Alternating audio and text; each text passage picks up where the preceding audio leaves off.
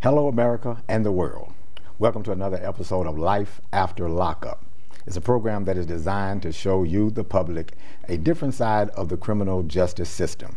A side that most of you probably don't think about, but it's left up to me basically to try to help you to maybe see this side and to help you to understand maybe some things that you probably haven't thought about, or some things that maybe help you to think about. A side that sometimes people don't look at, or maybe even the judges or the prosecutors don't think about, the families that maybe are affected, or even the individuals are affected by. Today we have with us Brother Micheal Hughes, who was impacted by an informant, and that was held dear to my heart. And I want to try to show you his story today. Hope you listen attentively and pay really close attention to his story, and hopefully you'll get something out of it. Brother Micheal, how are you doing today? Great. Good, man. I'm glad that you decided to come, and I know it's probably something that you probably are trying to maybe get clear of, but I really want you to kind of talk to us a little bit about what happened to you. But first I want to go back before the informant came. You had already done some time. Was it a federal or state time? How much time did you actually do? From 17 to 27. Okay. From for what was it that you did? Armed robbery. Okay. So how many years did that? 10. Okay. You did actually 10 years. Okay. And you got out at what year was it? 2003. Okay, and how long were you out before? 5 years. You was out 5 years, so you were doing quite well for yourself. And all of a sudden, what you call a friend? Yeah. Just kind of came up and just started asking you some questions about. Yeah. Well, a friend came up, and a guy that I knew, and he was telling me about how hard things was, hard times was, and bills was back and stuff like that, and. He was actually in Illinois, where I'm originally from, but he came over to Kentucky, and he was asking me if I could find somebody that had narcotics, which I shouldn't have done it. Right, I was 100% in the wrong for doing it. Of course. But anyway, me not looking at it like that, I'm thinking all I'm gonna do is just go find somebody, introduce them, let them do what they do. Right. And I ended up finding a drug dealer. Okay. When you say finding the drug dealer, was this by phone, or you actually talked to him? No. I went out and asked some questions and found a particular person. You know, was led to somebody that I didn't know. Right. So me being me, I was trying to protect my friend, which was the informant. Right. And not allow him to meet the guy. Right. But all along, he ended up being the one that had already been in trouble. Right. So in order to get himself out of trouble, I was a scapegoat. You know, so he knew I would do it. That's why he came to me. Right, because y'all were friends. Now, how did y'all meet? How were you? Well, he's one of my uncle's. He's one of my uncle's friends, so he's like a family friend. Okay, he's older than me. So it wasn't like you guys met in prison, in jail, anything like that. You just only knew him as a friend. He also went to prison, but he's a family friend. Okay. Okay. But not along the same time that I was. Okay. So you only basically knew him as a friend. Yeah. Okay. And so you were kind of just meeting people for him to try to find some drugs for him. Yeah. Yeah. And you found them or whatever? Well, yeah, what happened was that I found the guy, and I called the informant, my friend, and I told him what the guy said. And then from that point, he met me, gave me the money. I went and picked the narcotics up while he was in another car, and I actually did the switch, you know. And he was wearing a wire, and he had a camera on. And see what he had ended up telling the feds. He told the feds that I had been selling him narcotics, and I had been selling all of my hometown. I'm from Carroll, Illinois, and I had been supplying Carroll, Illinois. So they asked him to make a pre-recorded telephone call to me. And at the point that he made the call, they started judging the conversation, and they started hearing the language being, okay, let me call him and see, let me call him and see. And I could tell by the tapes that when I heard the tapes, that they was beginning to be kind of flustered because they would say, you told us that he was the drug dealer. Right. But it sounds like he's a friend and he's doing something illegal for you to help you out. Well, there was 2 different occasions, you know, and when it came to the point to drugs wasn't enough, he was kind of scared. So what he ended up trying to do, he ended up trying to get me to find him a gun and sell him narcotics so I can get an enhancement with my background and not to see the streets again. Wow. And this individual, he did everything in his power, not only to get me jammed up with the federal government, but he did everything in his power to get me, you know, off the streets for as long as possible. And this is somebody that was in my home, around my babies, you know. And like I said, it wasn't something that I can sit here and say, well, I'm a victim, because what I should have done is I should have turned him away, you know. But me, being a young man, being in trouble, coming back to society, on my reentry, trying to figure out this man thing, right, you know. Right. I mean, I was gone for 10 years of my life, right, from 17 to 27, and if you know the dynamics of coming into your manhood in prison, right, when you come home, there's a shock. Of course. You know, so you trying to figure stuff out, and you have to cut these illegal ties with people. And coming out of 27, I was more like 17. Exactly. You know, so I was still making the mistakes that a 17-year-old would make. You know, so that was one of my greatest mistakes right there, because he had a plan, and his plan actually worked, because he didn't do a day. He got caught with, you know, over an ounce of crack, which would have triggered a mandatory minimum of probably 10 to 30 years. But he didn't do not one day in the federal system. Let me back up just a little bit. Now, the only reason that he called you in the first place was because he got jammed up. Yeah. With the feds. Yeah. Well, he got jammed up with the city of Paducah, and they turned it over to the feds. Yeah. And the only person he could think of to get him off was to call you. Yes. Because I was from Cairo, and he knew I was over here, and he was over here messing around, and he couldn't call nobody in Cairo, you know, so he got caught with dope in Kentucky, so he had to call somebody from Kentucky and get them jammed up, which he knew somebody else, but he wasn't willing to get them because they was his supplier. So he cared nothing about you, nothing about your family, nothing about the time that you'd already done, and you were doing well for 5 years, mm-hmm, with the family that you had recently gotten married with kids. Mm-hmm. He cared nothing about that. Just wanted to save himself. Yep. Yes, sir. Yes, sir. And you really didn't care about how much time you was going to have to do? Actually, was trying to get me the most time possible. So that was the deal that he had made with the feds, to give you as much time as possible? Whenever, when you know federal statutes and stuff, whenever there's a weapon in the midst of narcotics, mm-hmm, it triggers an enhancement. You know, that enhancement can be start like at 30 years, which is you have to do 26 and a half years or whatever else. You know, so he was doing everything in his power to make sure that I didn't see the streets again.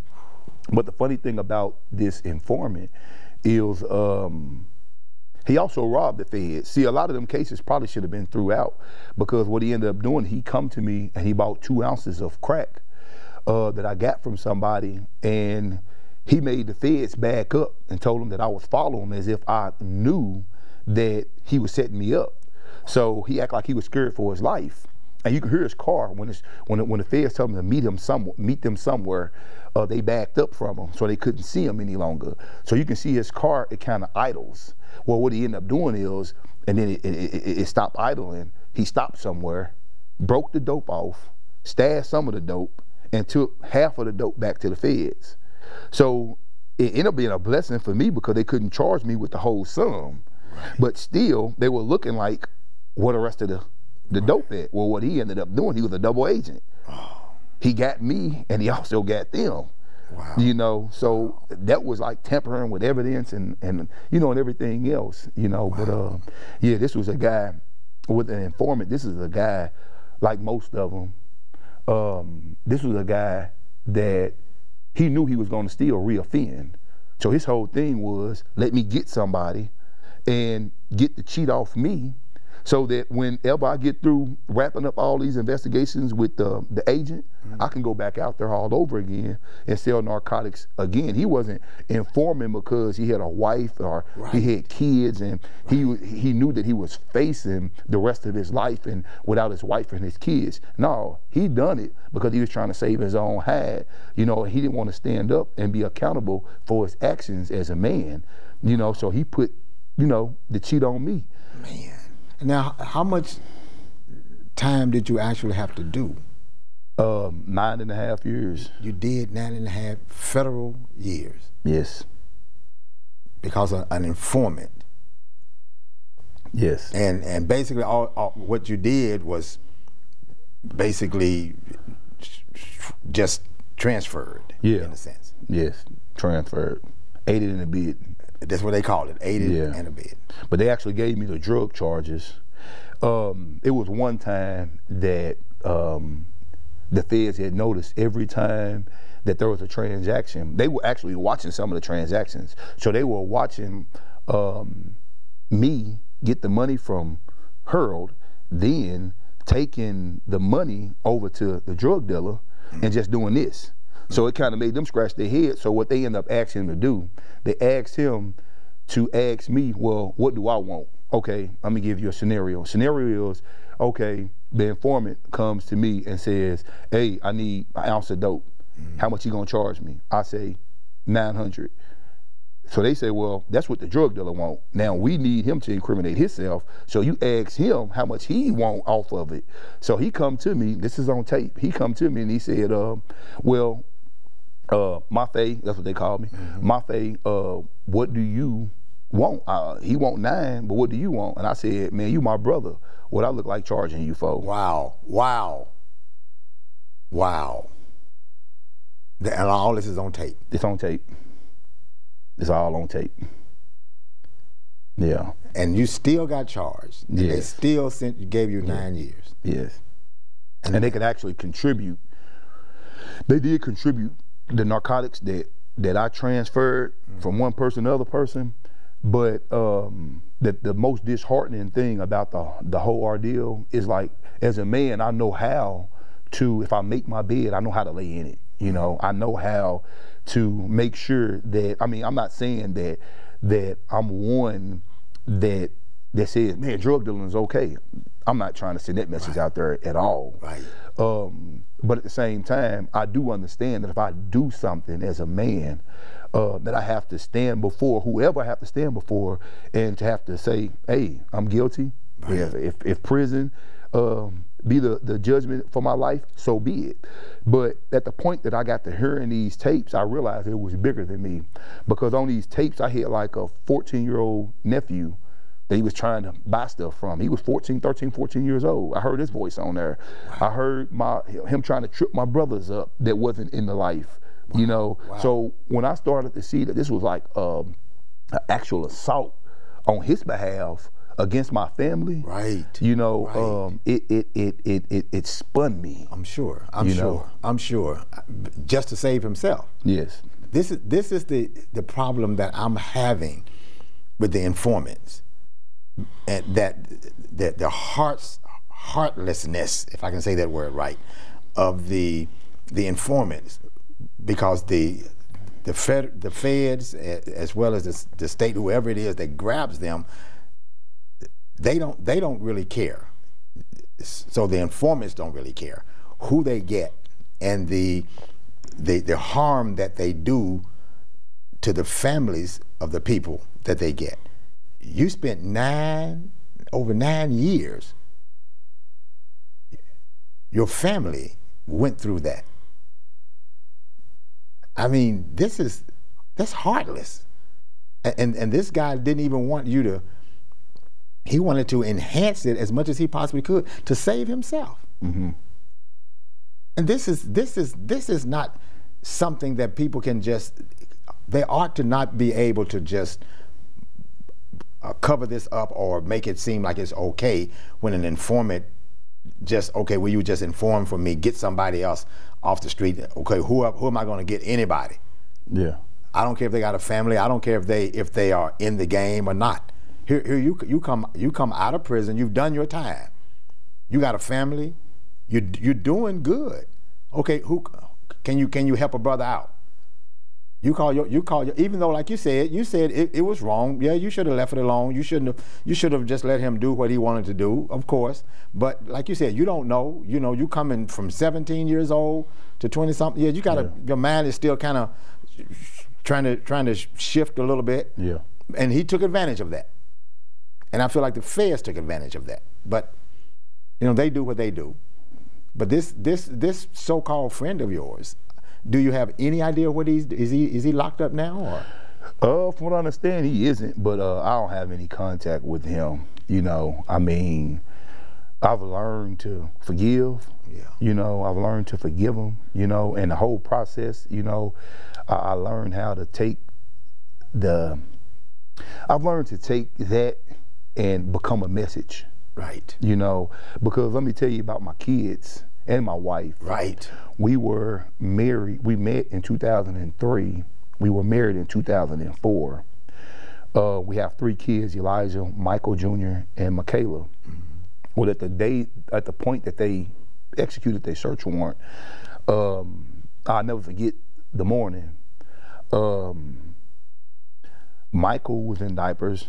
Kayla was still in diapers, but Kayla wasn't walking at the time. But Michael, like most boys, running through the house and behind me. Mm-hmm. And I went to the kitchen to help prepare breakfast before we did our morning workout.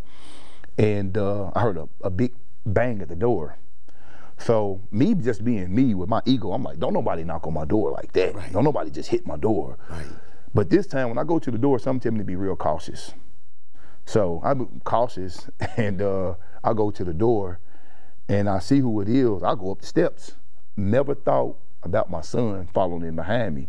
So when they came and they finally hit the door with the boot and finally knocked it off its hinges, mm-hmm. They flash banged the house for fear of me being violent, I guess, mm-hmm. you know, to blind me or right. whatever the case right. might be. Well, my own neglect as a dad is like, I didn't realize that my son was running in behind me, and when they shot that flashbang, it went right in his face. Oh wow. You know, oh, wow. And to know about my own indiscretions and this man, because they was coming in seeing like, okay, he got red furniture, okay, they're going to red furniture, you know. Mm-hmm. And my son Michael would like, you know, he was 2 and he could sleep in a room by himself and not be scared. So one night I'm laying in the bed and it's raining outside, mm-hmm. and there's a big old bolt of lightning. Right. So he starts crying, right. and I go in there and tell him, Michael, calm down, be quiet, go to sleep. Not thinking anything about it. The lightning hits again. Mm. He hysterical.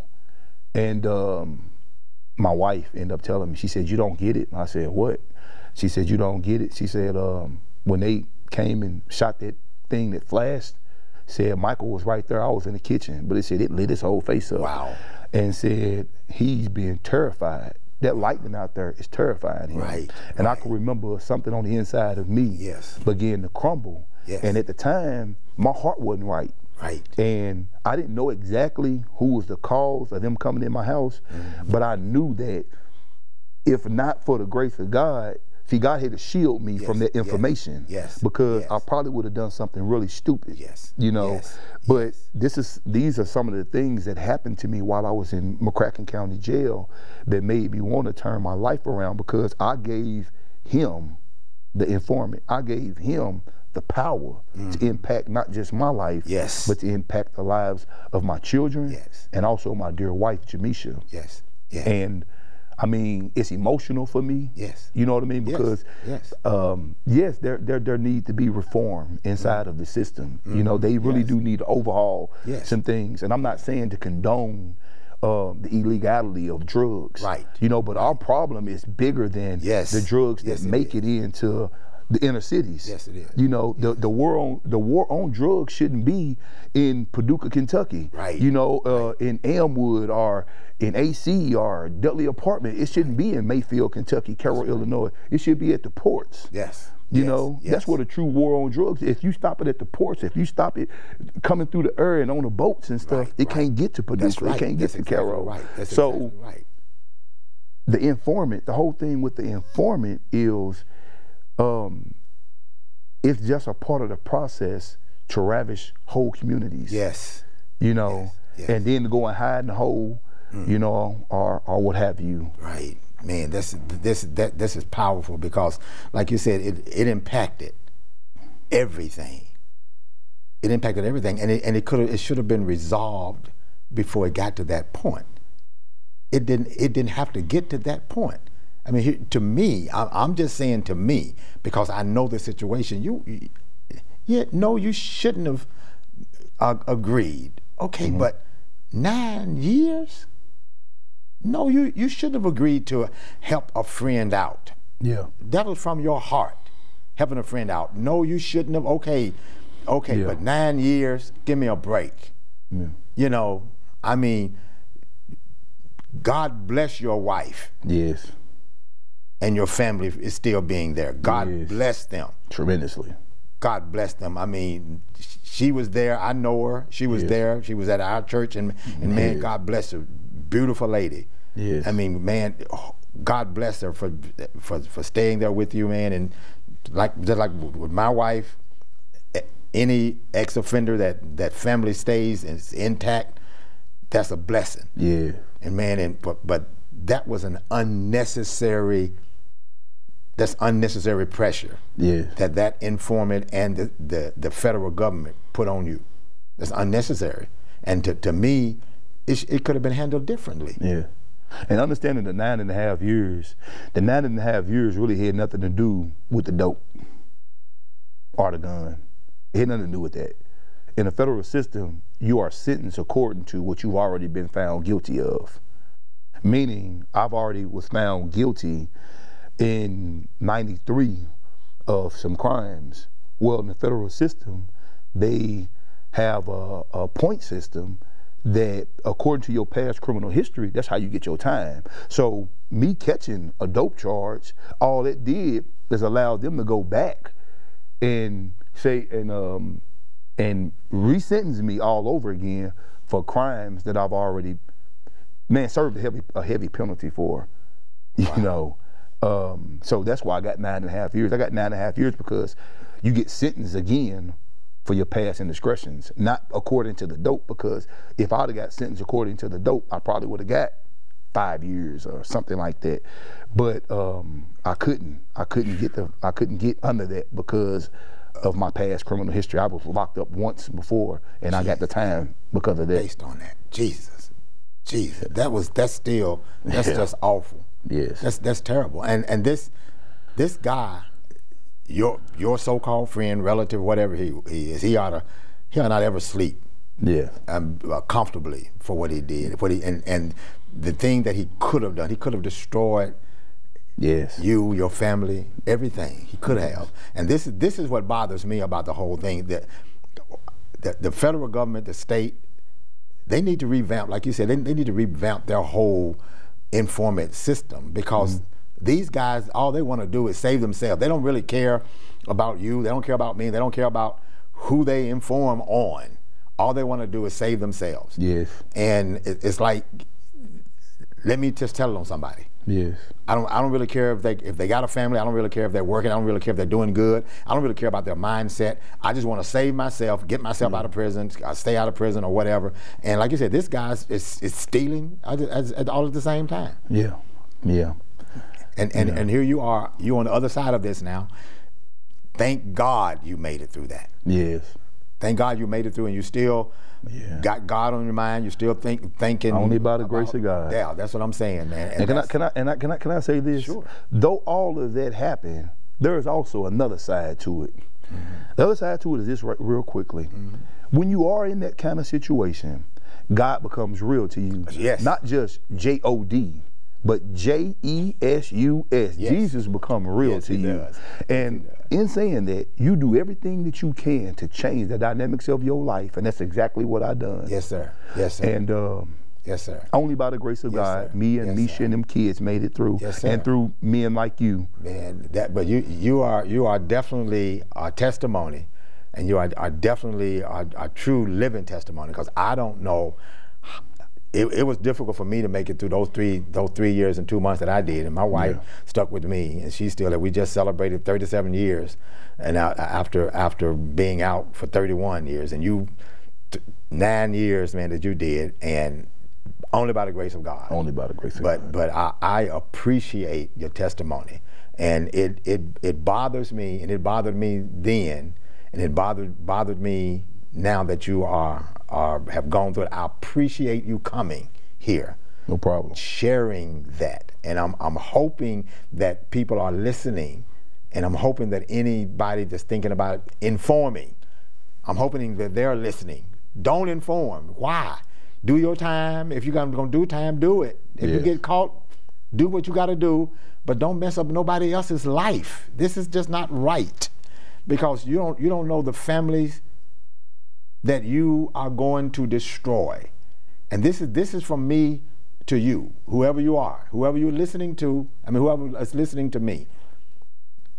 This man's life was impacted, his family's life was impacted, and he could have been destroyed because somebody didn't want to go and do their time.